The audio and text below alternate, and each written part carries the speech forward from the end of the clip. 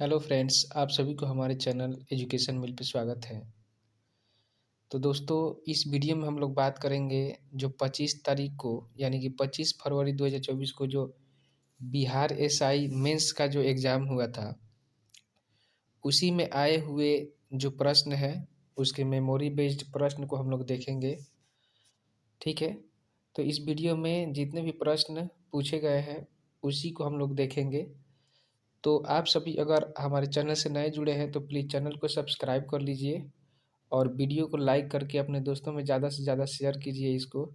ठीक है, ताकि उन लोगों को फ़ायदा हो सके कि कितना सारा क्वेश्चन आ रहा है, कितना मतलब कि हमारे बनने योग्य है या नहीं। तो चलिए बात करते हैं कि कैसा प्रश्न पूछा गया है। ठीक है, और आप लोग अपने तैयारी को जांचिएगा कि इसमें से कितना आप लोगों को क्वेश्चन आता है। तो चलिए देखते हैं प्रश्न को। पहला प्रश्न है कि कोयना बांध किस राज्य में स्थित है? तो ये महाराष्ट्र में स्थित है। ठीक है। दूसरा प्रश्न है कि लोकसभा के अध्यक्ष के चुनाव की तिथि का निर्धारण कौन करता है? तो ये बढ़िया प्रश्न है। चुनाव की तिथि का निर्धारण राष्ट्रपति करता है। पूगा घाटी किसके लिए प्रसिद्ध है? तो पूगा घाटी जियोथर्मल एनर्जी के लिए प्रसिद्ध है। अमानगढ़ टाइगर रिजर्व कहाँ स्थित है? तो ये यूपी में है। ठीक है। नेक्स्ट प्रश्न कह रहा है कि अंतर्राष्ट्रीय न्यायालय में कुल न्यायाधीशों की संख्या कितनी होती है? तो 15 होती है। ठीक है। नेक्स्ट प्रश्न है कि हाल ही में बिहार के किस राजनेता को मरणोपरांत भारत रत्न देने की घोषणा की गई है? तो ये कर्पूरी ठाकुर को देने की घोषणा की गई थी। मिथाइल ऑरेंज का उदासीन विलयन में रंग कैसा होता है? तो मिथाइल ऑरेंज का जो उदासीन विलयन रंग होता है वो पीला होता है। भारत के किस राज्य में सर्वाधिक कोयला भंडार है?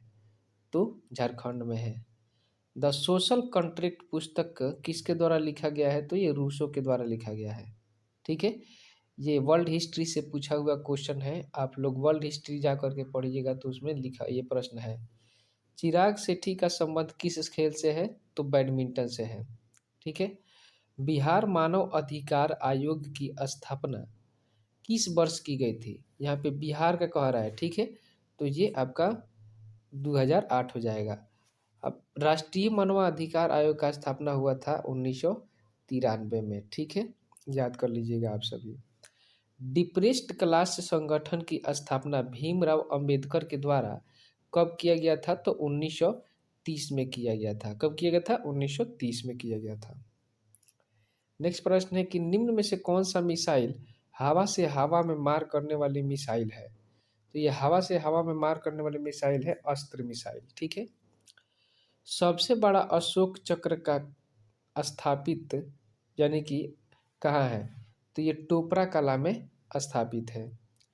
भागलपुर, लखीसराय, बेगूसराय और मधेपुरा जिला में कौन सा जिला है जो मुंगेर से अपनी सीमा साझा नहीं करता है? तो मुंगेर से सीमा साझा करने वाला नहीं है तो वो मधेपुरा है। ठीक है। समान नागरिक संहिता किस अनुच्छेद में है? तो ये समान नागरिक संहिता 44 में है। लोकसभा में विपक्षी पार्टी होने के लिए आवश्यक सीटों की न्यूनतम संख्या कितनी होनी चाहिए? तो 10% होना चाहिए, नहीं तो 55 सीट होनी चाहिए। उत्कल दिवस कब मनाया जाता है? तो उत्कल दिवस 1 अप्रैल को मनाया जाता है। ठीक है। और उत्कल तट यानी कि उड़ीसा के तट को उत्कल तट कहा जाता है, याद रखिएगा। चरक किसके समकालीन थे? तो कुषाण वंश के जो शासक थे कनिष्क, उन्हीं के ये समकालीन थे। हाल ही में मनाया गया 7वें दीपोत्सव में कुल दीपों की संख्या कितनी थी? तो 22.23 लाख इतना दीप जलाए गए थे। मुगल काल में राजस्व विभाग के अधिकारी को क्या कहा जाता था? तो राजस्व विभाग के अधिकारी को दीवान कहा जाता था। ठीक है। उपराष्ट्रपति को पद से ये हटाने का प्रस्ताव कहाँ पेश किया जा सकता है? तो उपराष्ट्रपति को हटाने के लिए आपको राज्यसभा में, केवल राज्यसभा में प्रस्ताव को ला सकते हैं।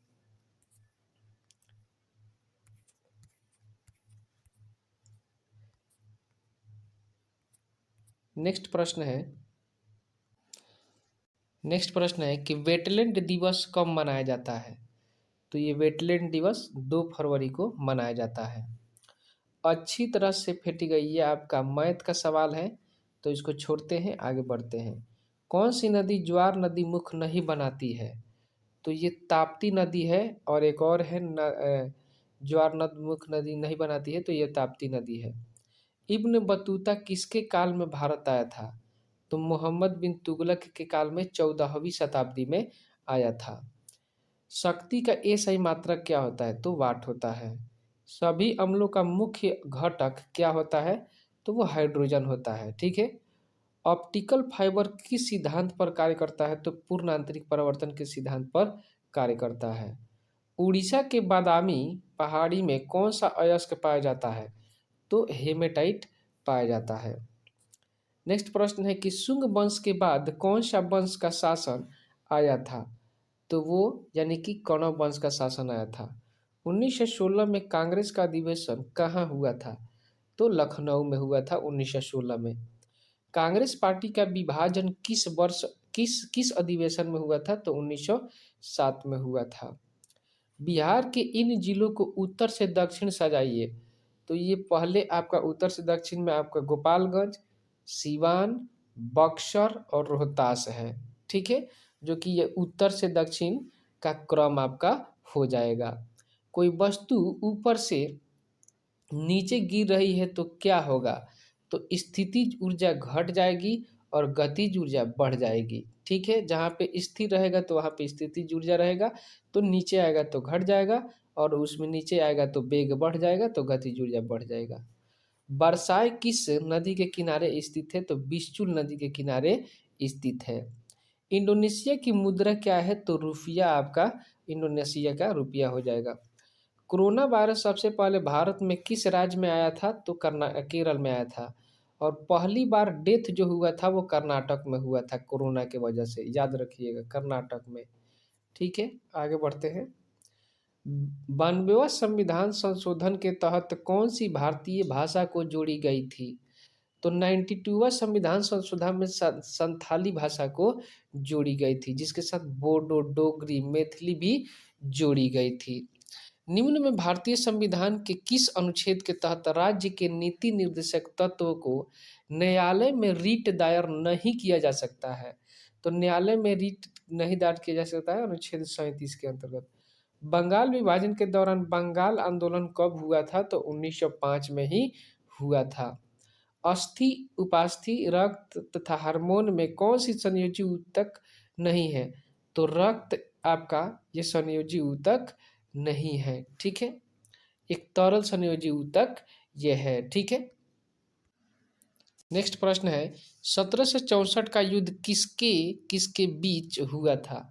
तो 1764 का जो युद्ध हुआ था ईस्ट इंडिया कंपनी और शाह आलम द्वितीय के बीच हुआ था। बक्सर के युद्ध के समय मुगल शासक कौन था? तो शाह आलम द्वितीय था। ठीक है। 14वीं कमांडर ट्रेनिंग का मुख्यालय कहाँ है? आप लोग यहाँ पे बताइए, इसका आंसर यहाँ पे नहीं दिया गया है। भारत के इलेक्ट्रिक राजधानी किसे कहा जाता है? तो बेंगलुरु को कहा जाता है। पीर पंजाल दारा कहाँ स्थित है? तो जम्मू कश्मीर में स्थित है। भारत, फ्रांस और तथा यूएई के बीच होने वाले युद्ध का नाम क्या था? तो नाइट डेजर्ट था, जो कि भारत, फ्रांस और यूएई के बीच हुआ था। लकड़ी का फर्नीचर से तो आटा का संबंध रोटी से हो जाएगा। तमिल साहित्य किन वंशों से संबंधित है? तो तमिल साहित्य यानी कि चोल, चेर और पांड्य वंश से संबंधित है। नाई, दर्जी, लोहार और बढ़ई में कौन अलग है? तो नाई आपका अलग हो जाएगा। आपातकाल में कौन सा आर्टिकल समाप्त नहीं होता है? तो आर्टिकल 20 और 21 ये समाप्त कभी नहीं होता है। कोलकाता का सहयोगी बंदरगाह कौन सा है? तो ये हल्दिया बंदरगाह सहयोगी बंदरगाह है। अखिल भारतीय पुलिस सम्मेलन 2023 का आयोजन कहाँ हुआ था? तो जयपुर में हुआ था। बहिष्कृत हितकारिणी सभा की स्थापना कब हुआ था? तो 1924 में हुआ था। ये बहुत ही बढ़िया प्रश्न है। बहिष्कृत हितकारिणी समिति का स्थापना 1924 ईस्वी में। लोकसभा के अध्यक्ष और उपाध्यक्ष के गैर मौजूदगी में लोकसभा का संचालन कौन करता है? तो राष्ट्रपति द्वारा चुना हुआ सदस्य, जो वरिष्ठ सदस्य होता है वही उसका संचालन करता है।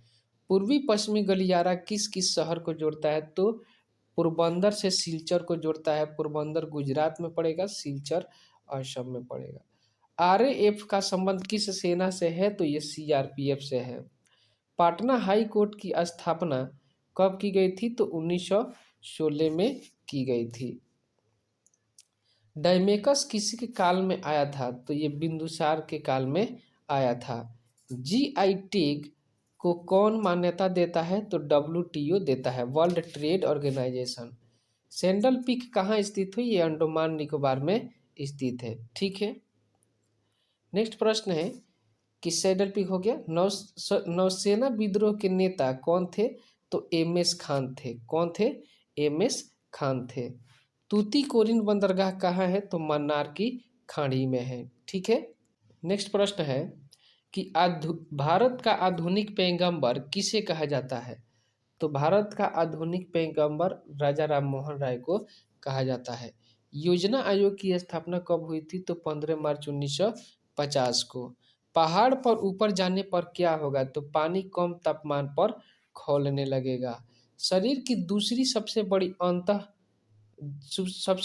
सबसे बड़ी ग्रंथि का नाम क्या है? तो अग्न्याशय है, जिसको इंग्लिश में पेनक्रियाज कहते हैं।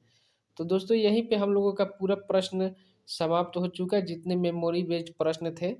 तो फिर अगले वीडियो में मिलते हैं, तब तक के लिए जय हिंद, जय भारत।